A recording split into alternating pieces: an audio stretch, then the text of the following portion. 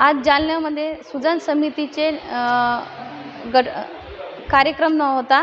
तिथं पटेल साहेब म्हणून निरीक्षक आले होते। तिथं राजाभाऊ देशमुख, डॉक्टर कल्याण काळे साहेब, राजेंद्र राग हे सर्व होते।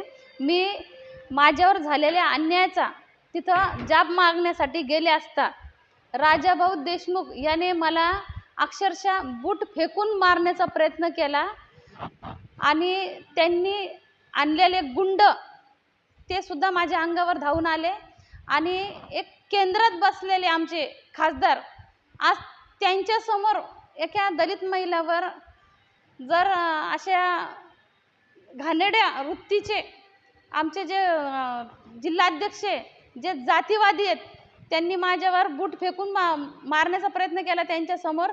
तेव्हा डॉक्टर कल्याण साहेबांनी मध्यस्थी करून ते थांबवण्याचा प्रयत्न केला, पण हे एक केंद्रातल्या नेतृत्वासमोर झालंय हे खूप चुकीचं आहे। आज जर महिलावर ह्या नेतृत्वापुढे अन्याय होत असेल तर देशभरामध्ये जर महिलावर अन्याय झाला तर हे त्या महिलाला काय न्याय देऊ शकतात। आज मी एक दलित महिला असल्यामुळे त्यांनी मला दाबण्याचा प्रयत्न केला, बूट फेकून मारण्याचा प्रयत्न केला, गुंड आणून माझ्या अंगावर भिडवले त्यांनी। आज हे सगळं माझे निरीक्षक माझे काँग्रेसचे वरिष्ठ पदाधिकारी बघत होते। राजाभाऊ देशमुखनी जालना जिल्ह्यामधली काँग्रेस ही शिंदे गटाच्या आणि भाजपच्या दावणीला नेऊन बांधलेली आहे।